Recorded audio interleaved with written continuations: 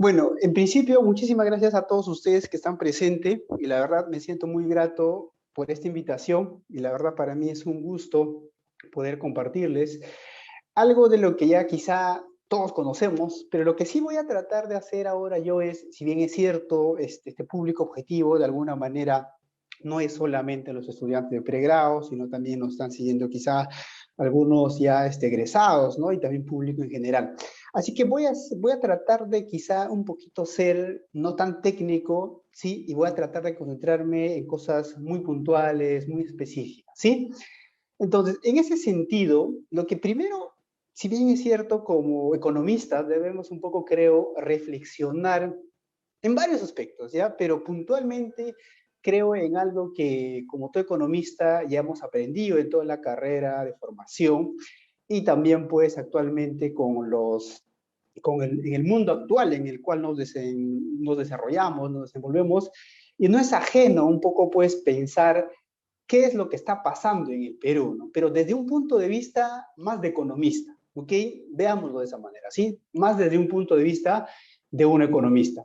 Es decir, muchas veces los jóvenes economistas, cuando inician la carrera, lo que un poco todavía no encuentran, digamos, cuál es la finalidad de estudiar economía, ¿no? O sea, es decir, ¿para qué estudio economía? Y muchos de algunos, la verdad, no me dejará mentir, muchos han iniciado pues la carrera un poco quizá pensando en que de alguna manera van a generar mayor riqueza, ¿no? Mayor ingreso, ¿no? Y creo que eso es algo que siempre, digamos, todos estamos buscando. Medianamente o altamente, pero siempre vamos a tratar de buscar eso, la rentabilidad, ¿no? Porque al final del día estás invirtiendo 5 años de tu estudio y que de alguna manera uno siempre va a buscar como economista, pues, buscar la rentabilidad, ¿ok? Pero no solamente es eso, ¿no? O sea, como economistas también un poco tenemos que ir pensando en algo ya más general, ¿no? Es un poquito decir, con la carrera, digamos, hacia dónde vamos a apuntar o qué es lo que podemos hacer. Entonces, es un poco lo que voy a tratar de abordar un poquito ya. Y cuando un poco hablamos actualmente, pues ya el 31 de julio del 2021, prácticamente ya pasamos el bicentenario hace unos días, y es un poquito contextualizar, ¿no? O sea, cómo hemos avanzado hasta ahora, pero ya voy a dejar de lado, por favor, eso sí les digo, voy a dejar de lado, pues, lo cotidiano que quizá siempre se ve, ¿no? O sea, la parte de los indicadores macroeconómicos, que estamos bien, que hemos estado bien en crecimiento económico, en inflación, en PBI per cápita, que esa parte creo que ya la conocemos, o sea, sí, casi todos estamos viendo esa parte del día a día, eso ya lo conocemos, ¿no? Lo que me voy a concentrar más es en la otra partecita de la economía, que tiene que ver con esta parte quizá un poquito más de la práctica o la aplicación de la economía, ¿no? Que es, por ejemplo, la parte de la política fiscal, pues, ¿no? Pero también hay, pues, un terreno muy amplio. Voy a especificar quizá ahí algo muy puntual, ¿no? Y eso lo vamos a ir viendo un poquito más adelante, ¿ok? Pero va a ser un poquito más aplicado, ¿sí? Entonces, en ese sentido, lo que muchos nos preguntamos es de Perú, es pues, ¿cuál es la realidad peruana? ¿No? Entonces, muchos creen que Perú es solamente Lima. Y bueno, por ser la capital, tiene que ser el centro, bueno, eso es indudable, ¿ok? Pero a la vez, lo que también se tiene que de alguna manera tener en cuenta es pues que el Perú es diverso, ¿no? Es multicultural, o sea, hay mucha diversidad. No sé si ustedes han tenido la oportunidad de viajar a todos los departamentos. La verdad es muy, muy interesante conocer el Perú. ¿Y eso por qué? Y no solamente Perú, ¿no? Si uno es prácticamente, quiere, quiere desarrollar, digamos, o quiere ver, digamos, como economista, digamos, ya de manera más, un poquito más amplia y decir, oye, ¿qué es lo que pasa en el Perú? ¿Y cómo los economistas podemos ayudar a que esto se resuelva?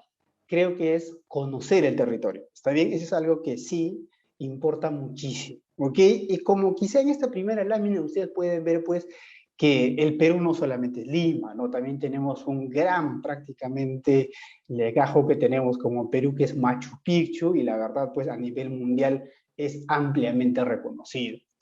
Particularmente en mi experiencia, que un poquito ya lo comentaba Melanie, si no me equivoco, Estuve un poco trabajando un tiempo, ya prácticamente como 4 años en ese plan, que es, que es parte de la PCM, la Presidencia del Consejo de Ministros, y me ha tocado un poco pues viajar al interior del país y también al exterior.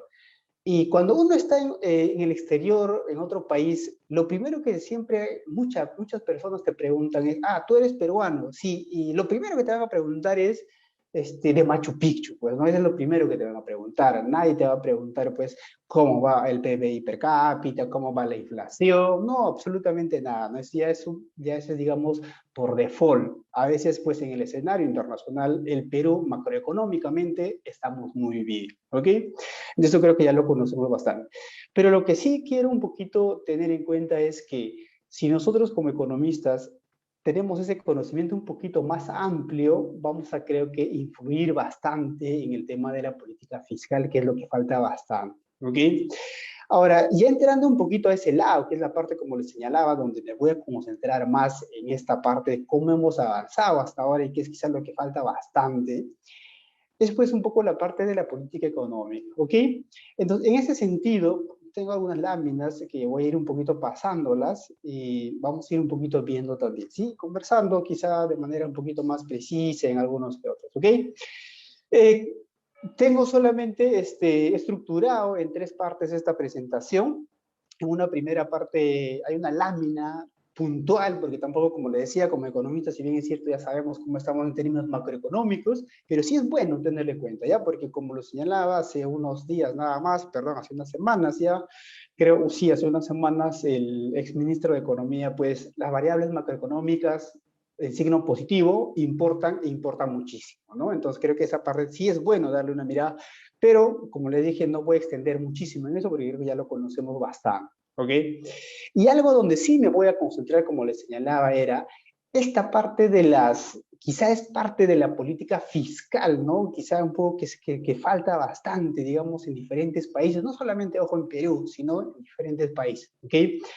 Y es un poco más o menos lo abordo, pues un poco señalando ese conjunto de problemas o también llamado necesidades y todavía prioritarios por resolver en el Perú. Entonces, es ahí un poco el objetivo hacia dónde voy a tratar de llevarlos un poquito y espero al final de esta presentación un poco convencerlos que quizá como economistas este terreno o esta parte creo que es muy interesante y falta mucho por, digamos, trabajar, ¿ok? Y es un terreno todavía totalmente amplio, ¿ok? Y creo que ahí en una sección 3 voy a hacer una síntesis, cómo podemos ahí como economistas digamos, ayudar en resolver esos problemas públicos o pues resolver esas necesidades prioritarias que existen actualmente, ¿no? Entonces, ahí recordaremos un poquito de a ustedes que les gusta bastante la econometría, ¿no? Que ustedes están al día a día, manejan software econométrico actualmente, creo que todos ya tienen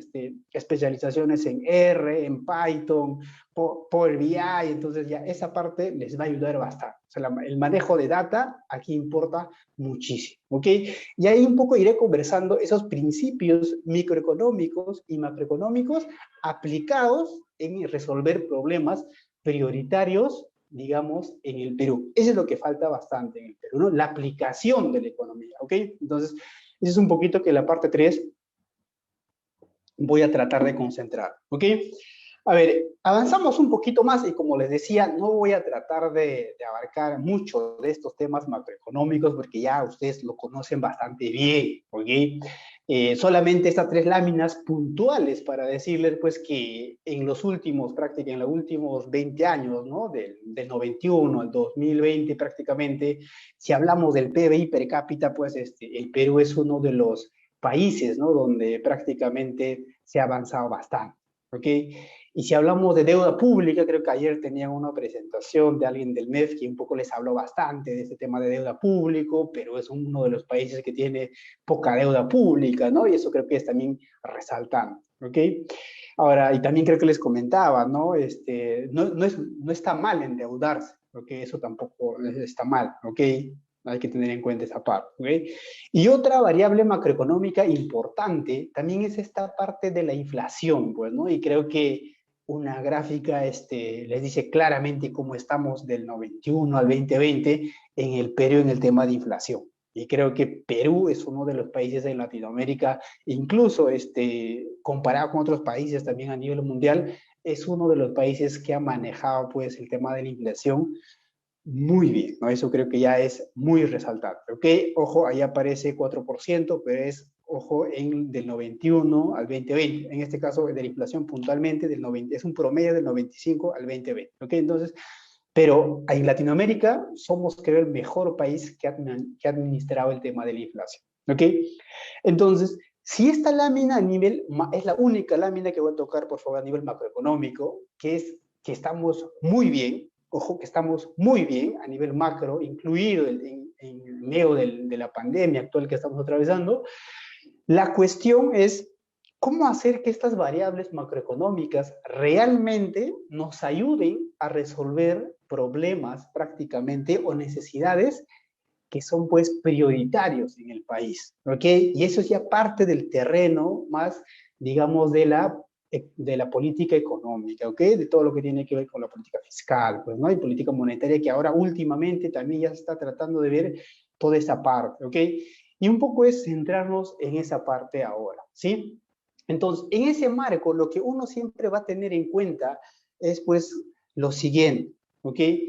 Que muchas veces estos problemas o necesidades pueden ser infinitos, ¿ok? Pueden ser infinitos. Hay miles de problemas. Cada día se genera un problema y muchas veces un problema nunca se resuelve.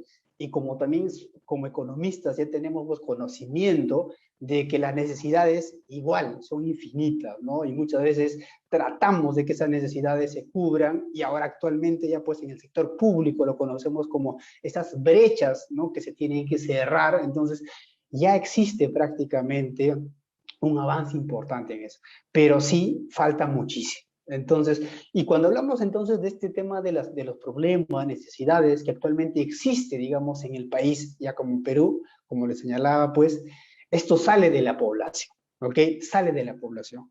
Y llega pues a estos actores llamados Estado, ¿no? Llamados el gobierno.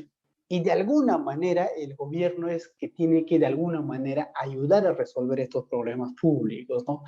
Claro, no es un fin en sí mismo, ¿no? Pero en realidad lo que al final del día lo que buscamos es el bienestar de la población, ¿ok? Y ahí es un poquito donde nos vamos a concentrar. Voy a enumerar aquí algunas de los problemas y necesidades quizá prioritarios por tener en cuenta en este bicentenario que ya hace unos días hemos pasado, pero sí es bueno tener en cuenta porque, les soy franco, si no hacemos algo ahora, han pasado prácticamente 200 años y creo que pueden pasar 200 más y esto no se va a resolver, ¿ok? Y eso hay que ser totalmente franco, ¿ok? Muchos economistas prácticamente ya lo han dicho, lo señalan, hay diferentes documentos, libros que hablan de esto, pero muchas veces siempre estamos viendo solamente la otra cara de la economía, ¿no? Que es la parte del crecimiento económico, ¿ok? Entonces, cuando me refiero a estos problemas o necesidades un poco más prioritarios en el país, por ejemplo, están estos 4 temas fundamentales, ¿no? Que quizá como economista muchas veces dejamos de lado y soy totalmente consciente en ello porque tengo muchos amigos que de alguna manera no les gusta mucho hablar de la parte de desarrollo, de pobreza, de la calidad de la educación que tenemos en el Perú. O sea, no están tan convencidos de eso. Pero lo que sí buscamos es que queremos ser más competitivos, queremos tener menor informalidad, queremos tener más empleo y mejor empleo, empleo de calidad, y a la vez, desde la parte del sector público, lo que queremos es un poquito mejorar en la ejecución del presupuesto, una ejecución presupuestal que muchas veces, siendo economistas, lo que esperamos es que sea pues de calidad, ¿ok? Acá 8 temas fundamentales que quizá en todo país, ya sea desarrollado o en vías de desarrollo, siempre van a estar latentes, día a día. ¿Ok? Si alguien por ahí dice, oye, pero en países nórdicos no existe la pobreza, la verdad yo te diré que eso es falso, ¿no? Sí existe la pobreza, ¿no? En diferentes países. Si alguien por ahí se aventura y dice, oye, pero eh, desarrollo, o sea, ¿en qué se traduce? ¿No? Muchos dirán, oye, desarrollo es igualdad, es desigualdad.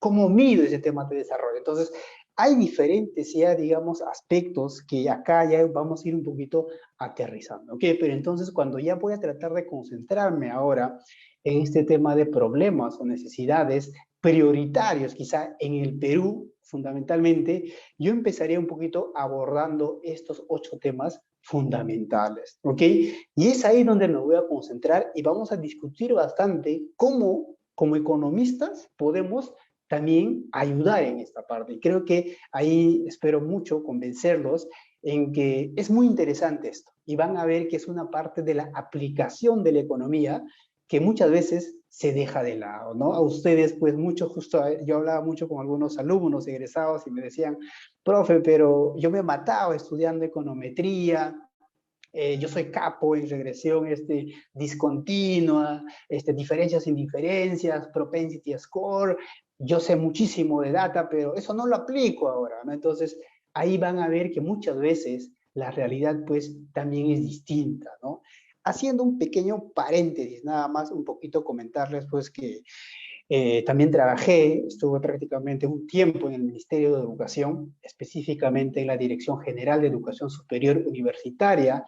No sé si ustedes se recuerdan, cuando hubo esta reforma universitaria que inicia con el cambio de la ley universitaria, ¿no? En el año 2014-15, en ese entonces estuve en el Ministerio de Educación. Y les podría decir, pues, que conozco un poquitito más de cerca la realidad de las universidades. Ok, entonces ahí tengo un poquito más de conocimiento. Quizá en otro momento, en otro espacio, lo podemos conversar más a detalle. Pero lo que sí eso me ha permitido es un poco conocer la realidad de las universidades, conocer, visitar a las universidades y un poco conversar con los estudiantes qué es lo que realmente esperan de las universidades, ¿no? Porque muchas veces lo que uno espera no es simplemente ir a la universidad y formarte 5 años y salir y esperar 2 o 3 años más para que puedas empezar a trabajar. Esa realidad ahorita existe, ¿no? O sea, si dejamos de lado el tema del COVID, muchos tenemos en cuenta pues que al terminar la carrera no encontramos empleo. Y eso es totalmente cierto, ¿no? Y muchos dirán, oye, pero ¿por qué? Y ahí es una respuesta pues que ya muchas veces se ha discutido desde varios años atrás, desde el año 2013 y 14, y se le ha dado un poco de importancia quizá en la reforma universitaria que se le dio pues con esta nueva ley universitaria. Y ojo, ahí también tengo que precisar algo, ¿no? O sea, una ley o una norma en general es perfectible. Nunca eso hay que verlo como algo cerrado. O sea, nada está, como dicen quizá criollamente, nada está escrito en piedra. Todo es perfectible y mejorable, ¿ok? Hay que verlo por esa manera. Pero para poder yo mejorar algo, tengo que saber el qué tengo que mejorar, porque muchas veces queremos cambiar una ley o cambiar una norma, pero no sabemos el qué. Entonces, esa parte también está mal. Como economistas debemos tener un sustento prácticamente quizá más técnico de decir en qué debemos mejorar, ¿ok? Entonces, en ese año, cuando estuve un poco en el Ministerio de Educación, conociendo esta realidad de las universidades, lo primero que los estudiantes lo que nos señalaban era pues que las universidades no necesariamente actualmente en las mallas curriculares tienen pues lo que el mercado laboral necesita. Entonces, ahí hay todo un problema, ¿no? Muchas veces es clásico, quizá ahora es ya poco, ya está un poco mejorando en ese tema, era pues clásico ver que jóvenes que salían pues profesionales no se desempeñaban en lo que realmente habían estudiado, ¿no? Y mucho menos pues ganaban el promedio del que debería ganar. Entonces, eso es una triste realidad en el Perú, pero hasta ahora sí se está avanzando en ese aspecto. Como les decía, quería hacer un paréntesis para comentar esa parte que sí es fundamental. ¿Ok? Entonces, volviendo a esta parte, entonces, en estos 8, digamos, problemas o necesidades que tenemos un poquito prioritarios por resolver, hay que concentrarnos quizá, vayamos paso a paso, ¿ok? Concentrémonos en cada uno de ellos, ¿ok? Y, y la primera gran pregunta cuando un poco nosotros hablamos de esos problemas a nivel quizá ya al interior del país. Y por favor, espero que los economistas se concentren también en esto, y es algún terreno que quizá falta mucho por explorar, falta mucho por abordar, ¿ok? Es pues un poco analizar la parte del desarrollo, ¿ok? mucho desde las aulas académicas, pues siempre lo que estamos pensando es que como país somos un país que tiene un crecimiento económico tremendo, ¿no? Y actualmente, pues a pesar del COVID, este año vamos a crecer por encima del 10%. Eso para nadie es indudable. La verdad yo tenía mis rezagos en creer ello, pero es prácticamente, como lo señalan pues mis amigos del MEF, es prácticamente pues un tema más estadístico, ¿no? Entonces, eso es posible, ¿ok? Hasta podemos pasar el 10%, eso es posible, pero es simplemente a nivel estadístico, pero no es que realmente estemos mejorando al interior del país. En cristiano, para hacerlo más sencillo, puede haber crecimiento económico, pero no tenemos desarrollo. Y uno de los indicadores claves por excelencia para medir el desarrollo es este famoso índice de desarrollo humano, ¿no? Que de alguna manera pues lo calcula el PNUD, ¿no? Y el último dato del PNUD que nos prácticamente proporcionó en el año 2019, del año 2019 presentado en el año 2020, es que de alguna manera lo que nos señala es pues que como Perú sí hemos avanzado, sí hay avances significativos, pues, ¿no? Y el IDH se lee de la siguiente manera, ¿no? Mientras más cerca a uno estoy, hay mayor desarrollo, ¿no? Mientras más cerca a cero estoy, hay menor desarrollo. Entonces, lo que siempre voy a buscar es estar más cercano a uno. A nivel del interior del país, en el Perú, pues estamos, el Perú está desagregado en departamentos, ¿no? Provincias, distritos, ¿ok?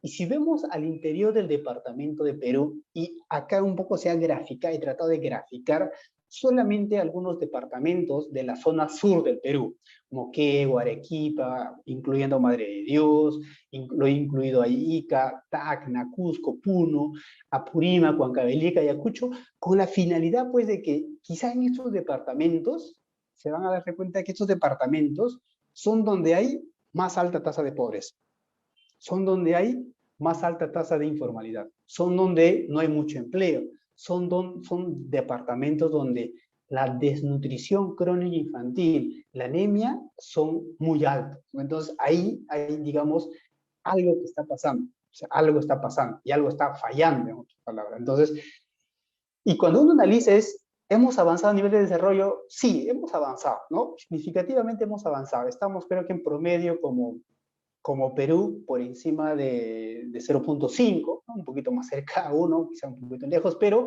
hay departamentos como Arequipa, Moqueo, que están mucho más cerca a 1, están 0.6, pero sí hay avances significativos, ¿no? Entonces, y la gran pregunta es, ¿por qué no se llega a 1? ¿No? ¿Por qué desde el año 2003 hasta el año 2019 ya ha pasado por prácticamente varios años? ¿Y por qué no avanzamos mucho en esto? ¿No? Entonces, y ahí es un poco concentrarnos y decir, ¿qué es lo que incluye este IDH? ¿No? Y el IDH, pues, como es un índice de alguna manera, incluye, pues, varios indicadores, ¿no? Que tienen que ver con un tema de la salud, que es la calidad de vida, por ejemplo, el tema de la calidad de vida, el tema de la vida saludable también, el tema de las habilidades en educación, entonces ya incluye varios aspectos, ¿no? Entonces, y si nos centramos un poco a ver esos temas puntuales, vamos a ver que es ahí donde estamos un poco, todavía un poco rezagados, ¿ok? Y la gran pregunta, siempre para todo economista, ¿no? Y como les decía al inicio de esta presentación, no es, quizá en temas macroeconómicos hemos avanzado bastante y está muy bien. La independencia del Banco Central de Reserva del Perú es, creo que, intachable, y la persona que lo maneja hasta ahora es indiscutible. Eso para nada es cuestionable y creo que está muy bien. Y comentarles, pues no, yo también estuve en el curso del Banco Central de Reserva del Perú. Creo que es una experiencia muy interesante, muy bonito. Espero que también ustedes tengan ese objetivo, ¿ok? Entonces, ya en la parte de política monetaria está desarrollada, garantizada por la independencia, la autonomía del BCR, muchísimo más por la persona que lo maneja, y no hay discusión para nada. Por el otro lado, el tema fiscal, también actualmente pues la economía, el Ministerio de Economía y Finanzas, hay que ir un poquito viendo cómo nos va a ir en ese aspecto, pero creo que a nivel político-monetaria estamos muy bien, ¿ok? Y si nos concentramos entonces ya en el tema más puntual, en el tema de pobreza, y muchos dirán, pero como economistas, ¿qué tiene que ver la pobreza? ¿No? Y yo les diría que muchísimo, ¿no? Muchísimo, porque cada intervención que hace el Estado como le decía, desde la parte de la política económica, cada intervención que haga, al final del día, en el más largo plazo, lo que va a tratar de hacer es que la población prácticamente mejore su calidad de vida, ¿ok? Que tenga, pues, de alguna manera mayores ingresos, ¿no? Y que de alguna manera pueda acceder a servicios básicos, ¿ok? Y uno de los indicadores que en ese aspecto hay que tener en cuenta es la tasa de pobreza, ¿no? Y como ustedes lo están viendo gráficamente, esta lámina lo he tomado prácticamente del INEI, más adelante he hecho un cálculo, pero esto es tal y cual del INEI que se ha presentado, y ahí un poco lo que se muestra es que departamentos, como les decía, por favor, no pierdan de vista esos departamentos, Ayacucho, Cajamarca, Huancavelica, Puno, que son departamentos que en el año 2019 tenían altas tasas de pobreza. Y en el año 2020 era indudable, pues, ¿no? Que también iban a tener altas tasas de pobreza. Ya hay altas tasas de pobreza. Pero el tema acá no es eso, ¿no? El tema aquí es lo siguiente, ¿no? Es por qué departamentos como Ica, como Arequipa, tienen pues tasa de pobreza mínimas, ¿no? 2.6, ¿no? Y en el año 2020 Ica, por ejemplo, tiene 8.5, ¿no? Que sigue siendo uno de los departamentos que tienen menor pobreza. Pero si uno va a Ica, visita prácticamente Ica, se va a dar cuenta pues que la realidad es totalmente distinta, ¿no? Y ahí también hay otro gran problema, ¿no? Que quizá esta medida de pobreza en el Perú, también muchas veces como economistas discutimos bastante y ya pues, y acá decimos, creo que tenemos que dar un paso más adelante. Porque como ustedes también saben como jóvenes economistas, que en países de Latinoamérica y países nórdicos incluidos y otros, ya no se utiliza este tema de tasa de incidencia de la pobreza monetaria, digamos, cómo se calcula en Perú, que es a través del gasto, ¿no? Se utiliza pues la famosa o el índice de pobreza multidimensional, que es el famoso IPM, ¿no? Que de alguna manera ya suma un conjunto de características, ¿no? De la población, de la vivienda, que te da pues mayormente pues no solamente pobreza por un tema de gasto, sino por necesidades, ¿no? Y alguien me dirá seguro que es un poquito también vinculado ya a estos temas, de seguro que me dirá, pero en el Perú también se calcula pues el llamado, los indicadores, los NBI, ¿no?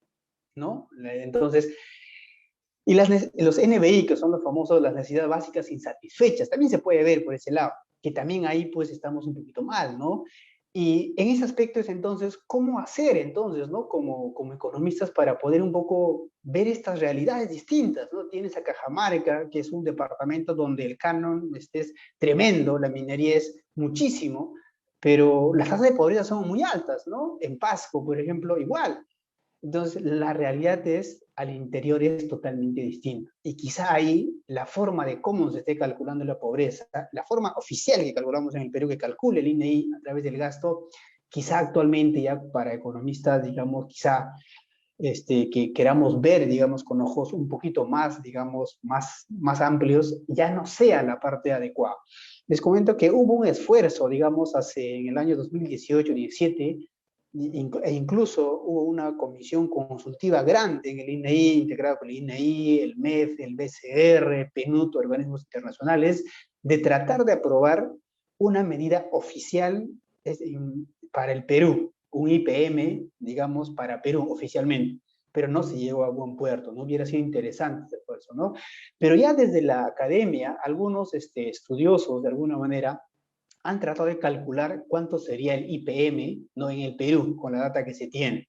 Y pues realmente, pues esos números nos dicen que es muchísimo más alto, ¿no? Si en el Perú, en el 2019, la pobreza a través del gasto era 20.2, prácticamente pues en el IPM era muchísimo más alto, ¿ok? Por encima de 30. Entonces, ya la realidad es totalmente distinta, ¿no? Y ahí, por ejemplo, como economistas, lo que también falta es la parte metodológica, ¿no? No solamente es concentrarse en ver el dato y quedarnos ahí, sino es ya el diseño de la parte metodológica, ¿no? Si avanzamos un poquito más en esa misma línea de la pobreza, como les decía, en el Perú, para todos es de conocimiento, como les señalaba, que el Perú está desagregado, pues, ¿no? A través de departamentos, provincias, distritos, ¿no? Y si continuamos un poquito más, centros poblados, caseríos, ¿no? Entonces, hay un conjunto de agregación administrativa, geográfica, política que existe en el Perú. Y es muy interesante conocerlo, ¿ok? Y si nos concentramos en el tema de la pobreza, ¿cómo está la pobreza en esos distritos, en esas provincias? El último dato que tenemos, que es del INEI, que también fue presentado el 25 de febrero del 2020, es pues que en el Perú, de estas más de 1.800 distritos que tiene el Perú, lamentablemente se siguen creando muchísimo más. Eso es una discusión tremenda también que lo podemos hacer en otro espacio, pero lo que tenemos es que tenemos un conjunto de distritos que son altamente pobres, o sea, son muy pobres, ¿ok? Por ejemplo, tenemos en Ayacucho, en Cajamarca, distritos como Churajay, Oxamarca, Anguía, que son distritos que son pobres, ¿ok? Que son altamente pobres, ¿ok? Pero por el otro lado, tenemos a distritos que están en Lima, obviamente, que no son pobres, ¿no? Y ahí puede ver claramente, ¿no? San Isidro, Miraflores, incluso en Arequipa y Anahuara es un distrito que no es pobre, ¿no? Y la realidad entonces es distinta, ¿no? Y la cuestión y el cuestionamiento, como todo economista, es ¿qué está pasando entonces al interior del país? Si realmente la política fiscal que se está llevando a cabo es de manera adecuada o no. Porque si a nivel de política monetaria estamos tan bien, ya internacionalmente nos reconocen, ¿qué es lo que realmente está pasando dentro del país? Y eso es un gran problema que quizá muchas veces desde la capital no se ve si no conoces el territorio. No sé si ustedes han tratado de visitar el interior del país, pero la problemática está ahí. Y muchas veces, desde los diferentes ministerios, se trata de llegar hasta allá. Actualmente se está trabajando en diferentes políticas nacionales que buscan resolver esos problemas públicos de la población, con participación de la población. Y creo que es un avance importante que se está haciendo ahora liderado por la PCM. ¿Ok? Entonces, ahí esta es una realidad. Y ahí yo les pregunto a los economistas, a los jóvenes economistas o a los economistas que están ahora un poco también conectados, es, ¿qué podemos hacer para superar la pobreza? Y una vez más les repito, el Perú es un país que en crecimiento económico está muy bien, en inflación está muy bien, ¿ok? Pero estos problemas al interior son tremendos. ¿Y cómo resolver estos problemas? Entonces, es ahí donde vamos a ir un poquito acercándonos, ¿ok? Y cuando uno empieza a analizar otro gran problema, digamos, o necesidad por resolver en el Perú, es pues esta temática que muchas veces dejamos de lado, ¿no? Que en el Perú, prácticamente en el año 2019, ¿no? Del año 2015 prácticamente al año 2000, perdón, a ver, del año 2015 al año 2020, si ustedes ven la primera gráfica que está en la parte superior, cuando uno habla de la desnutrición crónica, uno pues se da cuenta que no hemos avanzado bastante. Esas barritas de color morado es lo que realmente nos dice el ENDES, ¿ok? La Encuesta Nacional de Demográfica, ¿ok? Lo que nos dice es eso, ¿no? Que no hemos avanzado prácticamente casi nada en el tema de reducir la desnutrición crónica infantil. Está ahí, ¿no? Y el gráfico de abajo lo que nos dice es que en el tema de anemia igual estamos estancados. O sea, casi en el Perú, de 100 niños que prácticamente tienen edades de 6 hasta menos de 36 meses, ¿ok? Casi de 100 niños, 40 tienen anemia. O sea, tienen problemas de anemia, ¿ok? Y casi de 112 niños tienen desnutrición crónica infantil.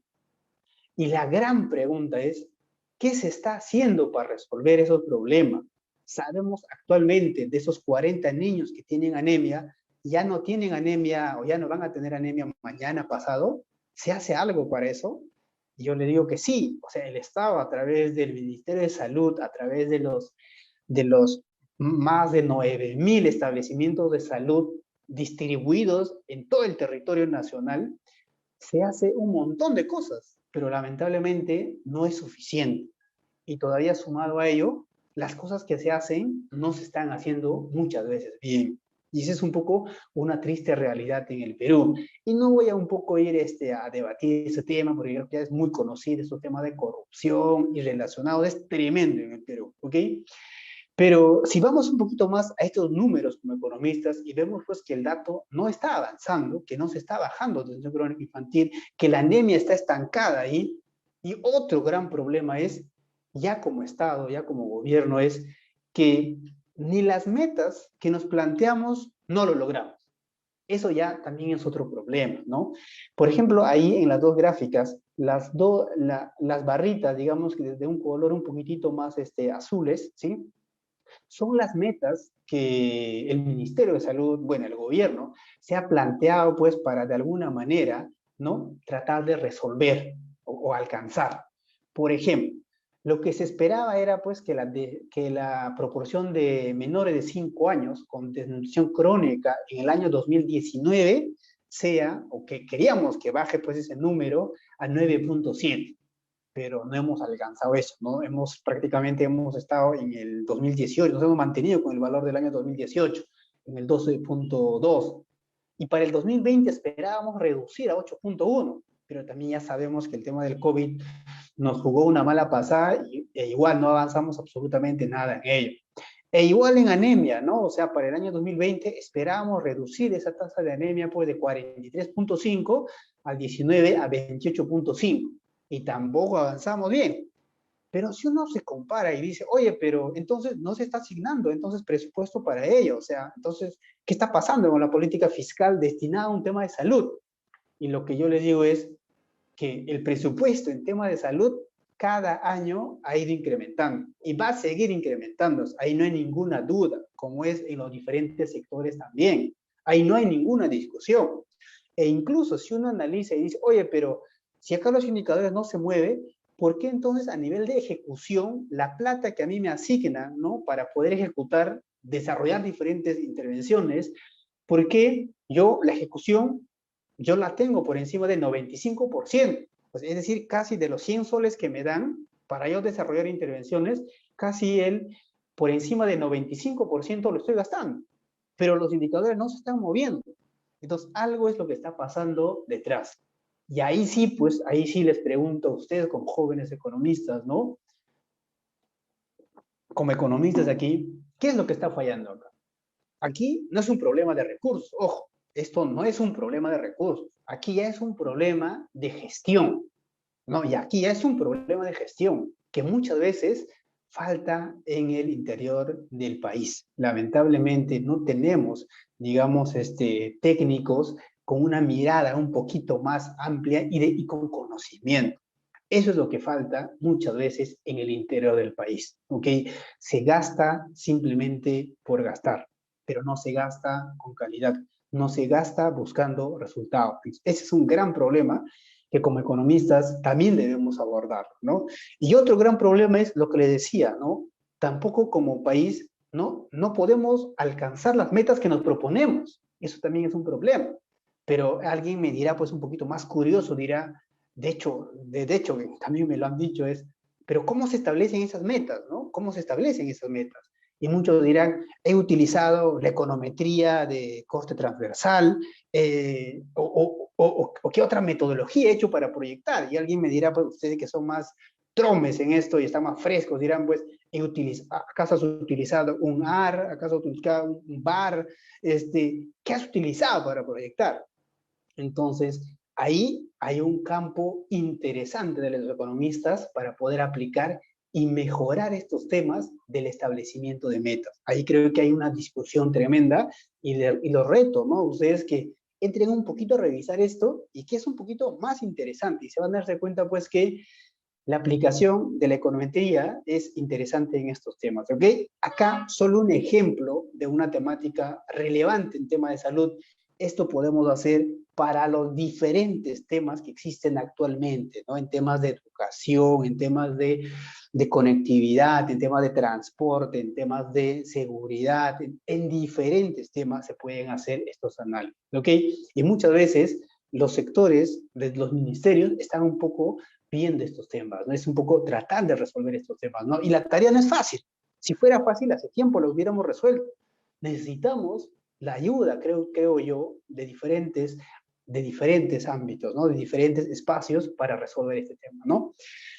En esa misma línea, un poquito avanzando, lo que encontramos también es algo, ya hacer un poquito una comparación. Esta es una gráfica que he hecho ayer prácticamente. Es un poco lo siguiente, ¿no? Algo sencillo en base, es, digamos, puntual nada más, ya no es muy sofisticado. Uno entra a la base de datos de microdatos del INEI, se baja a las bases de datos de la ENAO, y lo que encuentra es, hace un cálculo de la pobreza, ¿ok? Hace un cálculo de la pobreza, lo puedes hacer con Stata, con R, con Python, con lo que tú mejor manejes, ¿ok? Y lo que he hecho es bajar y calcular la pobreza del 18 al 20 por cada año, por cada departamento, y sacarle un promedio, ¿ok? Y por otro lado, lo que puedes hacer fácilmente es ir a la base de datos también del INEI, ir a la base de datos de la ENDES, calcular la tasa de anemia prácticamente del 18 al 20 y hacer un promedio y graficarlo. Y eso es lo único que se ha hecho acá, ¿ok? Pero este gráfico es muy potente para poder analizar varias cosas. Uno, tienes acá diferentes departamentos del Perú. Se puede hacer esto a nivel de provincia, a nivel de distrito, ya, pero acá a nivel de departamento. Y tú puedes ver acá departamentos que están en este cuadrante, ¿no? Como Puno, Huancavelica, Ayacucho, Pasco, Loreto, Apurímac, Cusco, Junín, San Martín, Piura y Huánuco está en la línea, ¿ya? En la línea. Entonces, uno lo que podría decir es, estos departamentos son los departamentos que en promedio tienen altas tasas de pobreza y a la vez tienen altas tasas de anemia, ¿no? De niños menores de 3 años. Entonces, lo que uno se pregunta es, entre estos países, perdón, estos departamentos, algo está pasando en ellos, ¿no? Algo está pasando en ellos. Y es ahí donde un poco tenemos que ir ya entrando y estar un poco discutiendo, ¿no? Pero por otro lado tienes la parte de ICA, que de alguna manera, pues, quizá numéricamente, estadísticamente, de acuerdo a la base de datos, lo que nos dices, pues que, claro, que tiene menor pobreza, pero tiene alta tasa de anemia, ¿no? Y eso ya es algo, digamos, en que nos llama mucho la atención, ¿ok? Y si ustedes se recuerdan, creo que anoche, pero perdón, ayer pasó un sismo en Piura, y eso nos da un poquito a pensar en lo siguiente, ¿no? Que los departamentos donde siempre van a ser mayores, más afectados, siempre van a ser los departamentos donde hay alta tasa de pobreza, hay altas tasas de anemia, hay altas tasas de núcleo infantil, hay menor conectividad. Entonces, está muy correlacionado con eso, ¿no? Se recuerdan que en Piura, prácticamente en el año 2017, cuando pasamos el fenómeno del, no pasamos, es recurrente, cuando atravesamos por el fenómeno del niño costero en ese entonces, pues Piura, Tumbes, Lambayeque, era pues, era un desastre prácticamente toda la capital de la provincia, ¿no? Porque yo tuve la oportunidad de viajar en ese entonces allá y era todo, digamos, era un problema tremendo. Tú podías ver pues lodo por todos lados, hay un montón de establecimientos de salud en el piso, no había defensa ribereña, las instituciones educativas por reparar, tremenda, o sea, había un problema tremendo. Y la pregunta era, pues, ¿cómo resolvemos ese tema? Y como economistas diremos, pues, acá dejemos de lado la parte de la micro, dejemos de lado la parte de la macroeconomía, pensemos en políticas públicas, pensemos en política fiscal que ayude a resolver esos problemas, por ejemplo. Y son problemas, como les decía, que, si no, que son difíciles de resolver primero, y que otro, si no se hace ahora algo, esto va a seguir por 200 años más. Les aseguro que esto va a seguir, ¿ya? Y muchas veces el tema de la brecha de pobreza se sigue agrandando muchísimo más. Esa es otra realidad que también se puede discutir. Se sigue agrandando más. Muchos dirán, oye, pero estamos avanzando. Sí, en promedio avanzamos siempre, pero ese es promedio. Pero si tú ves un poco la realidad, es distinta, ¿no? Y ahí también la labor de los economistas, creo, digamos, sería un aporte importantísimo, ¿ok? Y bueno, para los que un poco más curiosos, ¿no? ¿Qué se hizo, por ejemplo, en Piura para poder resolver este problema, en realidad, o la necesidad, ¿no? De volver, pues, al escenario anterior, ¿no? De lo que es ex ante del fenómeno del niño costero, ¿no? Ahí un poco lo que se hizo es se aprobó un plan, ¿no? Un plan integral para la reconstrucción, ¿no? Con cambios.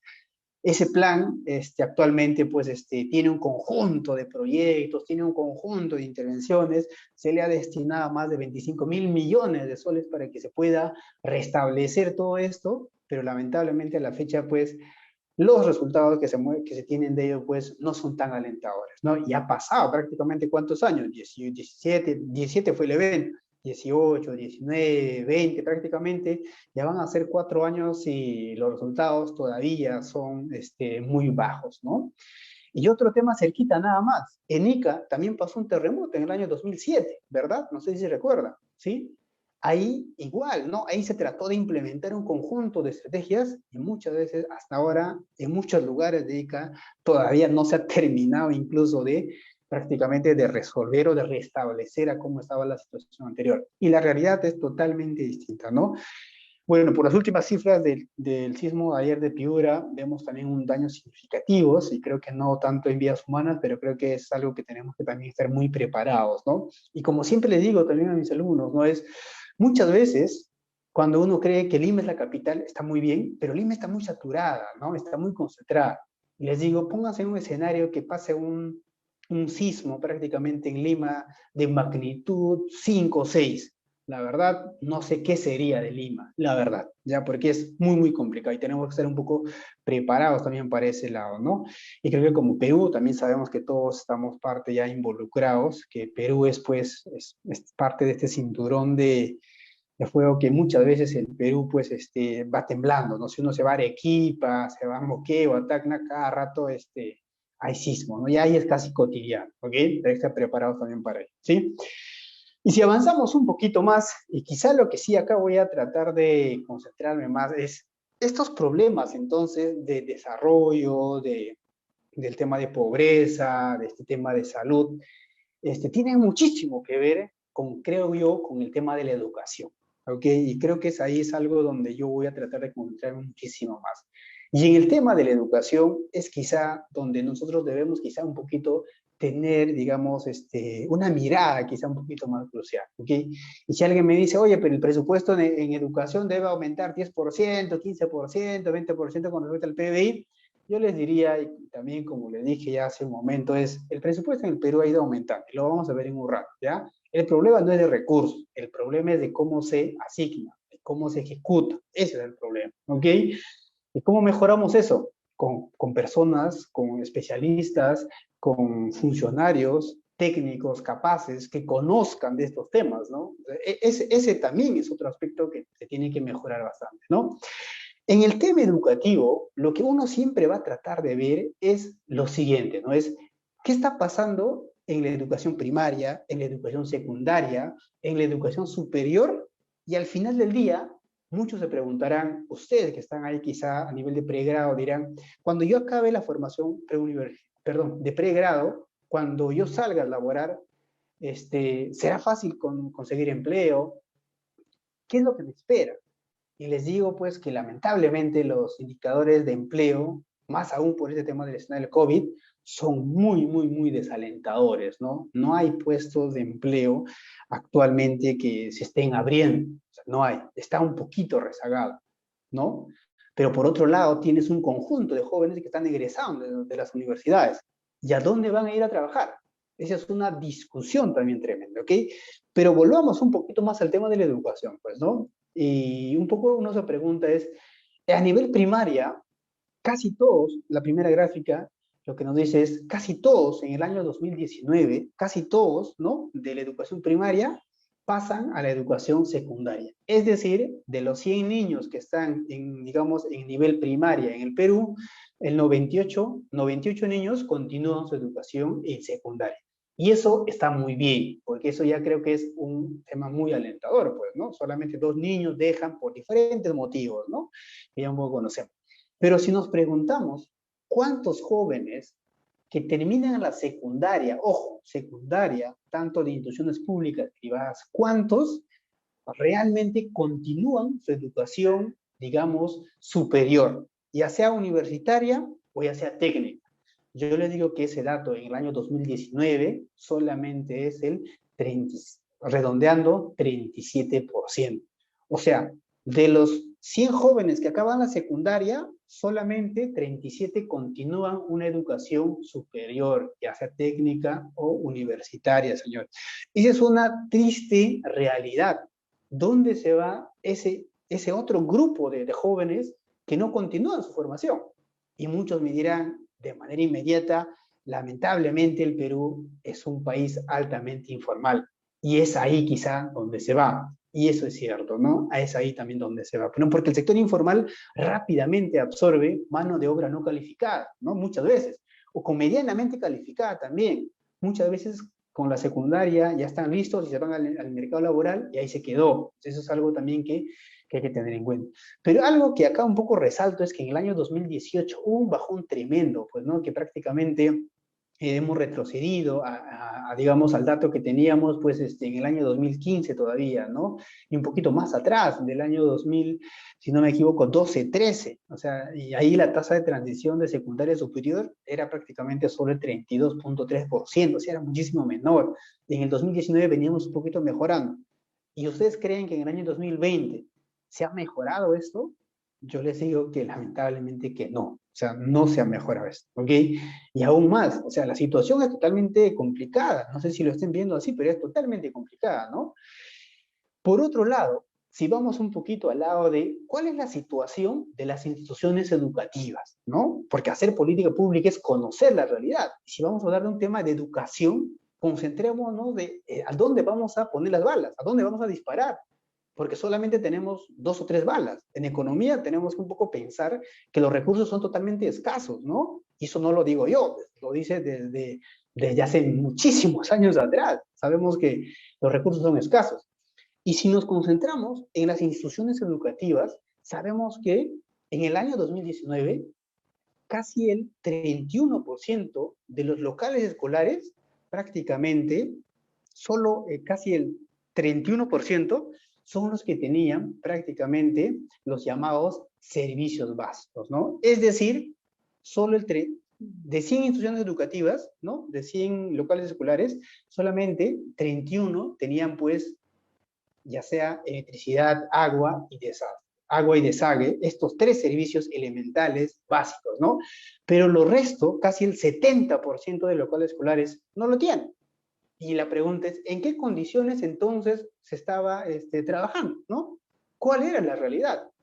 Y si uno se mete, digamos, a la base de datos del Ministerio de Educación y busca prácticamente la ENDO, la Encuesta Nacional de Docentes, incluso ve un poco la parte de la Encuesta Nacional de Establecimiento, perdón, en este caso de instituciones educativas, claramente se encuentra con esta realidad, ¿no? Que necesita los locales escolares una reparación, ya sea total, ya sea parcial. Y por otro lado, solamente tienes, pues, el 31% de locales escolares que tienen servicios básicos. Ya eso es un gran problema también por atacar, ¿no? Y también otro aspecto ya en educación, lo que un poco siempre vemos, ojo, por favor, discúlpenme que acá no ponga los indicadores internacionales de educación, por ejemplo, como PISA, porque lamentablemente ahí no hemos mejorado bastante, pero veamos un poco con datos, digamos, más nacionales, ¿no? Como por ejemplo los llamados logros de aprendizaje, pues, ¿no? Pero antes de ello, este gráfico del centro de la parte inferior, un poco lo que nos dice es, si bien es cierto, en la primaria casi todos los niños pasan a secundaria es porque están aprobando, pues, ¿no? Y en la secundaria igual, en la secundaria casi todos también aprueban, ¿no? Y muestra de ello es que en el segundo grado de secundaria, en el año 2019, el 92.6% aprobaron, ¿no? Aprobaron. Es decir, pasaron de grado con una nota aprobatoria, ¿ok? Eso es muy alentador también. Pero si uno se pregunta, aprobado puede ser pues con 20, o puedo aprobar con 15, o puedo aprobar con 14, ¿no? Y ahí hay otro cuestionamiento, ¿no? Entonces, si realmente los jóvenes que aprueban en la secundaria están aprobando realmente con 20, con 18, con 16, que debería ser lo óptimo, si una educación sería interesante, no pasa así.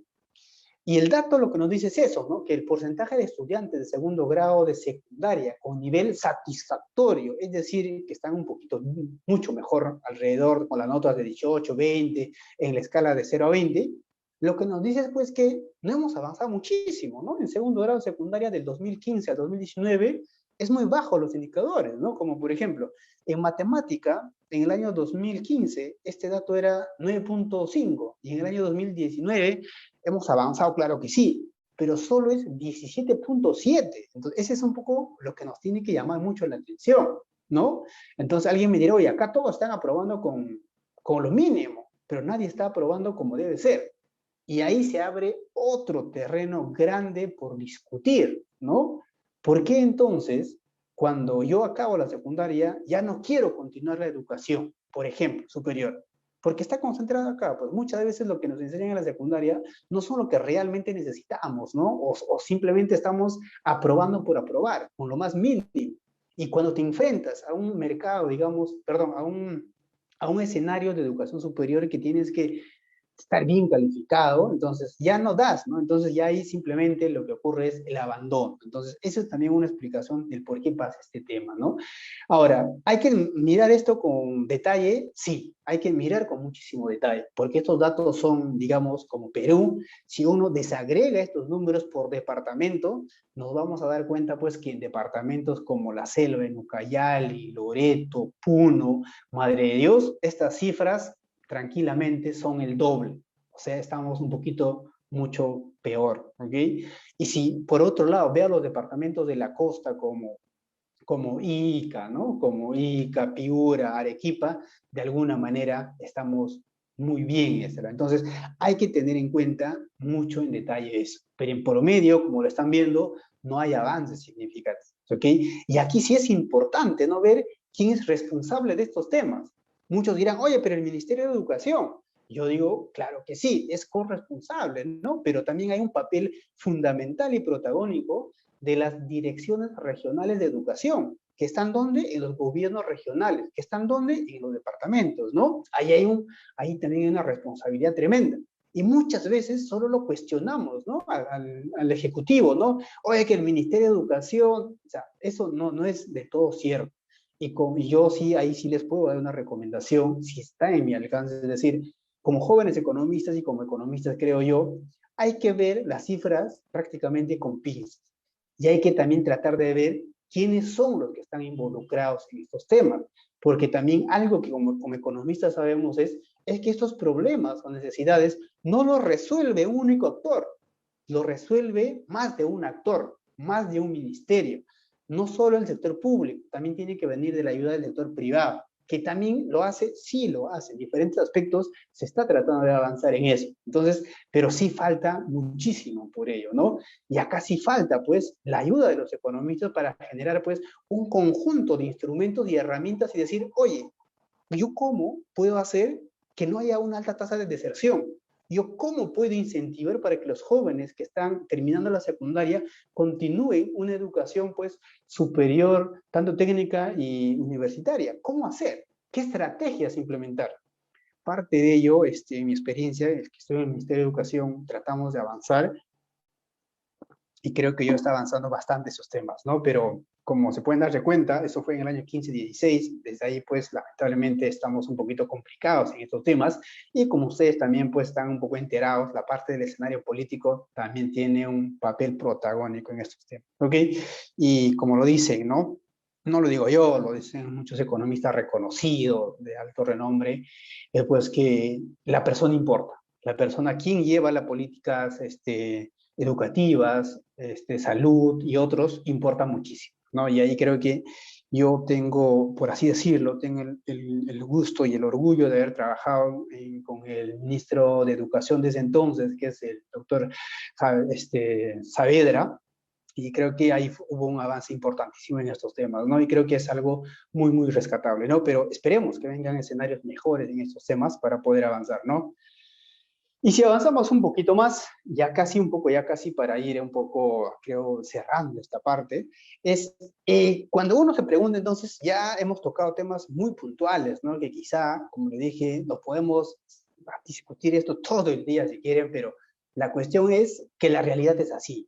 O sea, hay diferentes temas que estamos, quizá como le decía al inicio de esta presentación, a nivel macro estamos muy bien, ahí no hay mucha discusión. Ahí creo que el doctor Julio Velarde ha hecho muy bien el trabajo y está haciendo muchísimo bien desde hace varios años atrás. El tema del manejo de la inflación y el tema de la política monetaria ahí es indiscutible, ¿ok? Y desde el tema de la política fiscal a nivel grande, creo que ahí también el Ministerio de Economía y Finanzas ha manejado muy bien últimamente todos estos temas. Entonces, ahí el tema es, algo está fallando, ¿no? Entonces, ese es un poco como economista el reto grande, ¿no? A dónde tenemos que ir. Y muchas veces desde el interior del país lo que nos dicen es, oye, danos más presupuesto, necesito más presupuesto. Y la lógica no es eso, o sea, la cuestión es que acá en este gráfico, como ustedes economistas, y les invito a ver, ¿no? Entren a la página web del Ministerio de Economía y Finanzas, entren a Transparencia Económica, entonces claramente van a encontrar, pues, hacer estos gráficos son sencillos y muy básicos, ¿no? Y van a ver, pues, que el presupuesto prácticamente año a año se va a incrementar. ¿Y va a seguir siendo así? Sí, esto va a seguir incrementando, sí o sí. Y los sectores donde más se destina recursos son en temas sociales, educación, salud, saneamiento, deporte. Ahí es donde se destina más recursos. Pero como les he mostrado en gráficos también puntuales, claramente no hay resultados esperados ahí. Entonces, ahí sí necesitamos hacer mucho más, pues, ¿no? Y ahí sí, un reflejo también y una pregunta para los economistas es, ¿qué hacer, no? Para que este mayor presupuesto pues se refleje en desarrollo, ¿no? Entonces, ese es un poco también el tema y la gran discusión que muchas veces actualmente ya están un poquito pues orientándose para ir los grandes economistas, ¿ok? En resolver estos temas, ¿no? Y de igual manera, si hablamos de un tema presupuestal, otro gran problema es, si no hay problema en el tema de presupuesto, porque el presupuesto existe, señores, el gran problema es en el tema de la ejecución.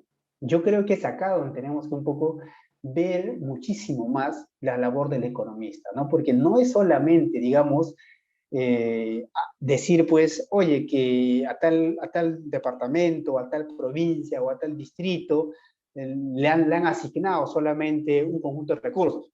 El otro problema es, de lo mínimo que te doy, si no terminas de gastar el 100%, eso ya es un gran problema también. En estos gráficos, lo que nos muestra es eso, ¿no? Que a nivel, digamos, si separamos el sector público por gobierno nacional, regional y local, y si vemos un poco como Perú, como el total es, la ejecución del gasto, pues, no necesariamente siempre ha estado, pues, por encima de los 90, o sea, máximo hemos llegado a 88.9 prácticamente en el 2014. De ahí no se gasta todo lo que se tiene, ¿no? Como recursos. Si ya los recursos son escasos, tampoco se está gastando todo. Eso está en otro gran problema. Y donde hay mayor problema es, como usted lo ve en el gráfico, y ojo, esto es esta información pública, por favor, esto está en la página del Ministerio de Economía y Finanzas, está en portal de transparencia, claramente pueden ver que donde menos se gasta es prácticamente en los gobiernos locales. Eso ya es un gran problema, ¿no? Y las cifras actuales en el año 2021, hace prácticamente esto es un poco similar a lo que estamos ayer nada más, es no hay mucho gasto, o sea, no hay, digamos, avance importante en estos temas, ¿no? Y va a ser así, o sea, este es un tema también ya más de gestión. Y claramente el tema es, hay mucho desconocimiento de las normas, hay mucho desconocimiento de la gestión pública misma, y eso nos está llevando abajo ya varios años. La verdad, eso es muy complicado, ¿no?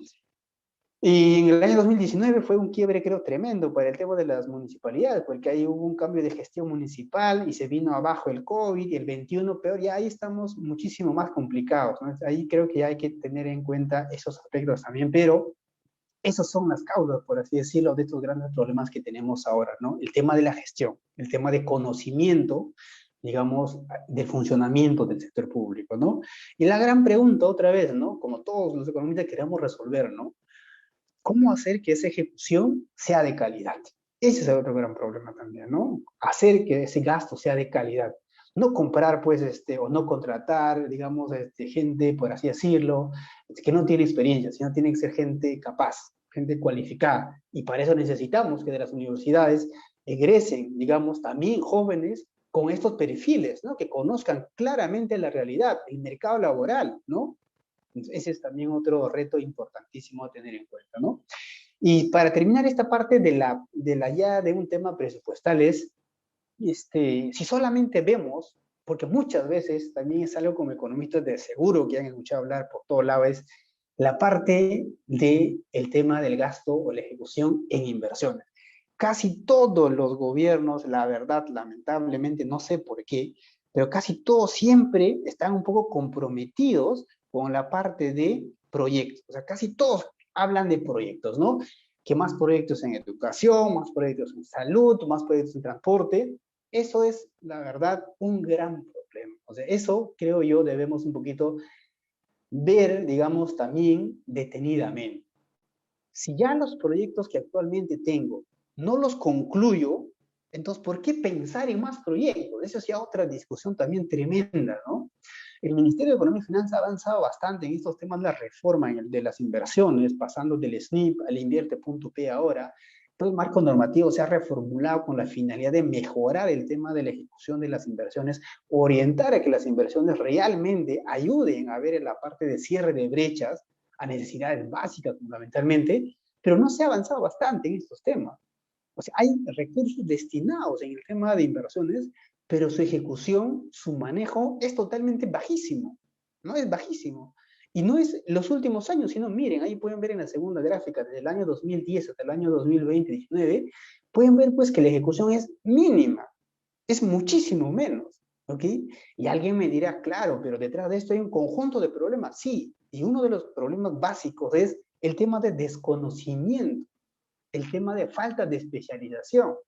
Tienes personas que están, pues, que no conocen absolutamente para nada, por ejemplo, de la ley de contratación, que no conocen absolutamente nada de cómo funciona el CIAF. Y la verdad, como economistas, creo que esos son también herramientas importantísimas de conocerlo. Y es un tema de gestión pública que un poco tenemos que ir un poco también viendo, ¿no? Y creo que ese es un terreno también que los economistas de alguna manera pueden ir un poco concentrando. No creo que yo estos aspectos, muchas veces, lamentablemente, estos temas no lo discuten tanto en pregrado, ¿no? Eso sí, soy consciente, muchas veces no se discute, no se llega a este nivel de profundidad, pero sí es interesante verlo, porque ya algunas universidades, en la actualización de las mallas curriculares, ya no solamente pues se está enseñando pues micro 1, micro 2, micro 3, micro 4, micro 5, o sea, tópicos de micro avanzados, o sea, todos los temas de micro, pero, oye, ¿dónde están los problemas reales, digamos, por así decirlo? La otra parte de la política económica que también es importantísimo, ¿no? Entonces, ahí ya hay varias universidades al interior del país que se está avanzando en este rediseño de las mallas curriculares, la forma de ver, adecuar a la oferta prácticamente del mercado laboral, ¿no? Creo que por ahí hay que también ir un poquito pensando, ¿no? Y que no todo es malo, ¿no? Siempre hay un tema que se tienen que mejorar, ¿no? Y los cambios, también como economistas sabemos pues que los cambios no se dan de la noche a la mañana, pero ya 10 años que hayan pasado y que no hayamos mejorado, ya es prácticamente es porque algo está mal, ¿no? Entonces son discusiones que la verdad, desde mi experiencia un poquito donde he estado, de alguna manera hemos tratado de ver estos temas y creo que es una discusión que muchas veces no se da a nivel de detalle. Se puede bajar un poquito muchísimo más al detalle, pero siempre vamos a encontrar esta triste realidad, ¿no? Que los problemas están ahí, ¿no? Están ahí, ¿no?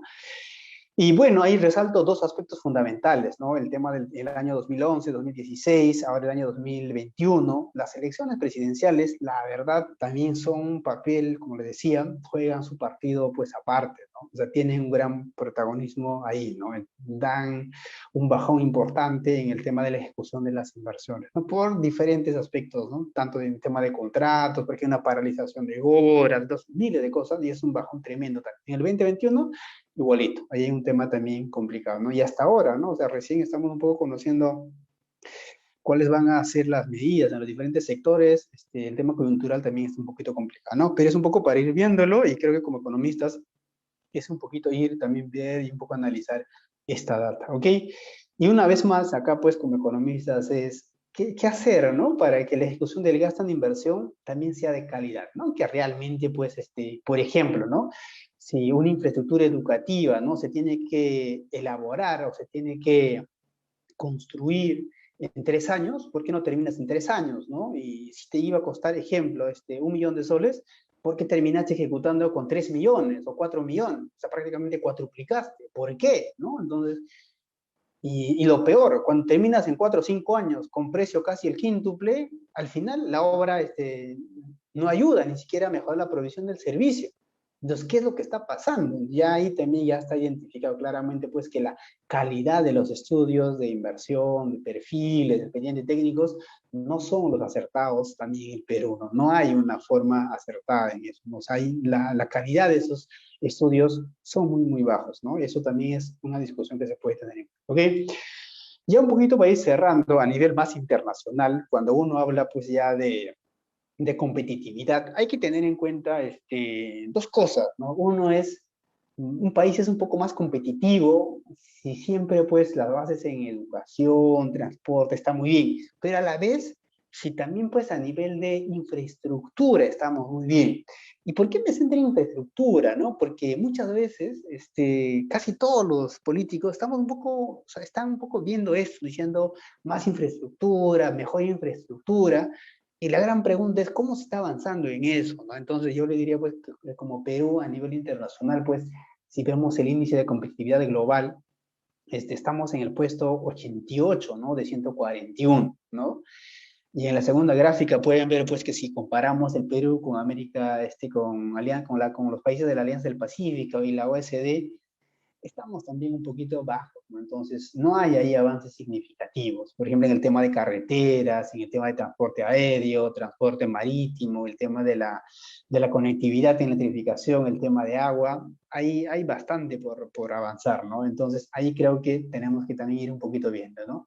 Y aquí hay algo resaltante, ¿no? Que un poco, si se compara pues con los países de la OECD, también estamos un poquito por debajo, ¿no? Pero la cuestión es, no sé si ustedes se recordarán, pero Perú quiere ser parte de la OECD y está en ese camino ya desde varios años atrás, pero la cuestión del terreno es un poquito complicado. Con el escenario que se maneja actualmente creo que es un poquito complicado, ¿no? Pero bueno, es algo que sí tenemos que ir un poco también avanzando, ¿no?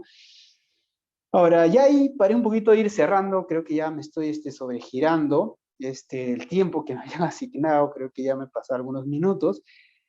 Para ir un poco cerrando, simplemente quizá algunas reflexiones, ¿no? ¿Qué es quizá como economistas, qué es lo que podemos hacer, ¿no? Y como dije al inicio de esta presentación, no he querido tocar tanto quizá el tema del tema macroeconómico, porque ya creo que lo han visto ayer, anteayer y siempre también el tema de crecimiento de cuanto ello ya lo conocen. He tratado de concentrarme en esta parte de la política económica, que también es rol del economista, que muchas veces dejamos de lado, ¿no? Y que si uno analiza, digamos, a detalle, se da cuenta, pues, que creo que es algo que importa muchísimo, ¿no?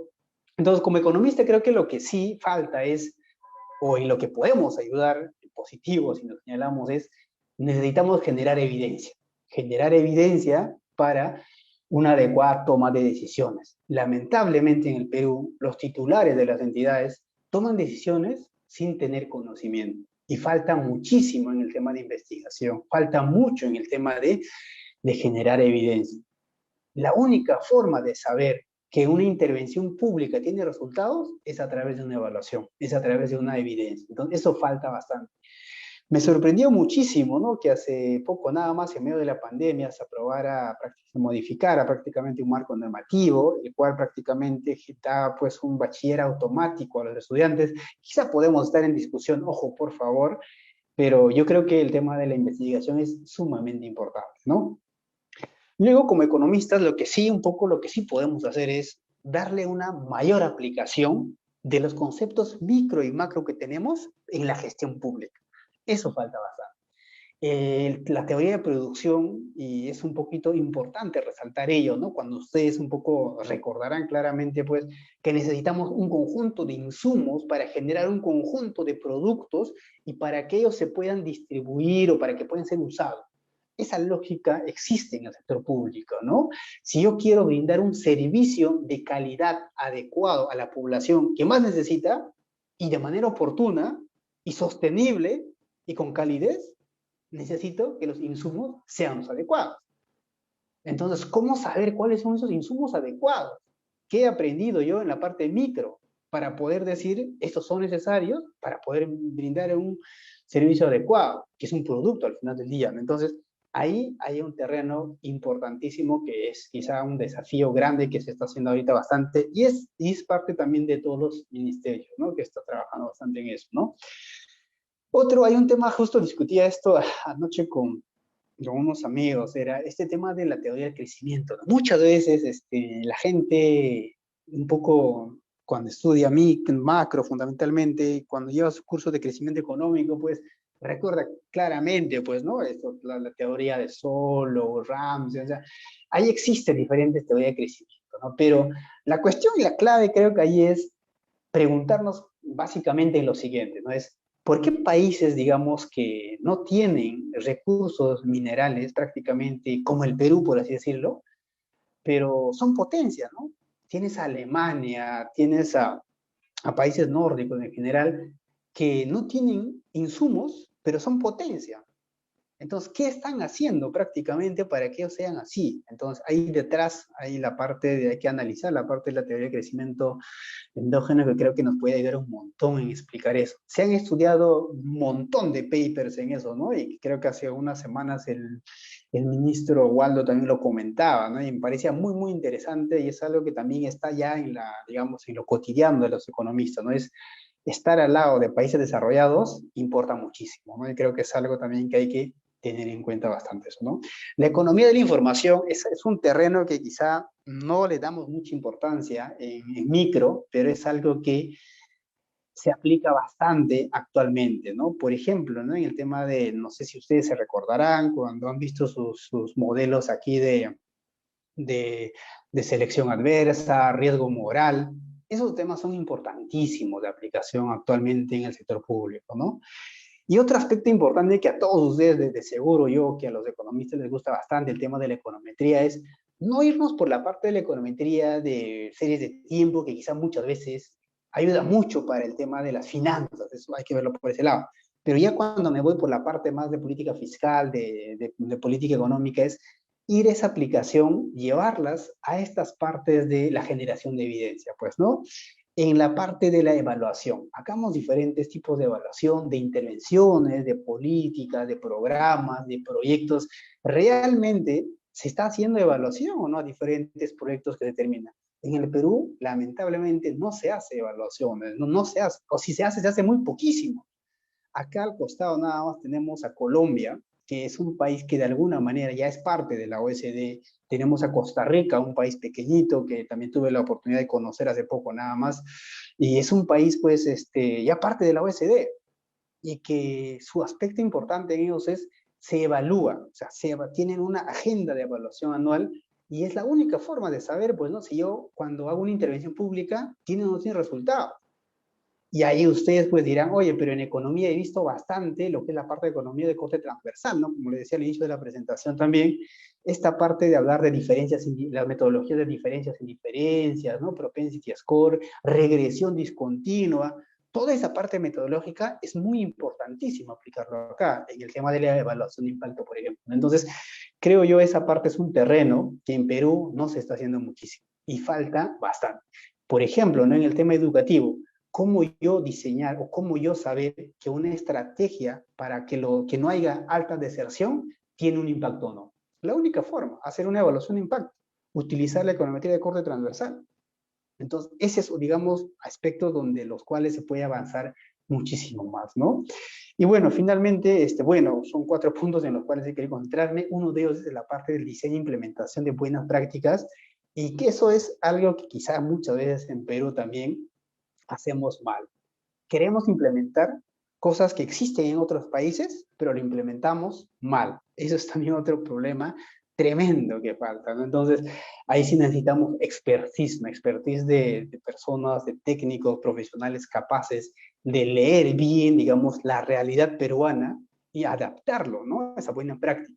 He tenido la oportunidad, por ejemplo, de viajar a Brasil. Estuve en la capital, en Brasilia, y uno un poco analiza de Brasilia es, ahí el sistema de transporte es prácticamente, aquí en Latinoamérica es un país muy, muy interesante. El sistema de prácticamente de metro, el sistema de transporte mismo de las vías de comunicación es totalmente distinto. Para poner un ejemplo, ¿no? Muchas veces ustedes quizá habrán visto pues que sus avenidas están hechos de concreto, ¿no? O sea, de concreto, pero en las vías nacionales no, sino están solamente asfaltadas. Entonces, eso, la verdad, en el tiempo es, digamos, Si hablamos de un costo-efectividad, si aplicamos las teorías de micro o de teoría de empresas, lo que ustedes han visto también en sus cursos es de si es rentable socialmente o no, hay toda una discusión.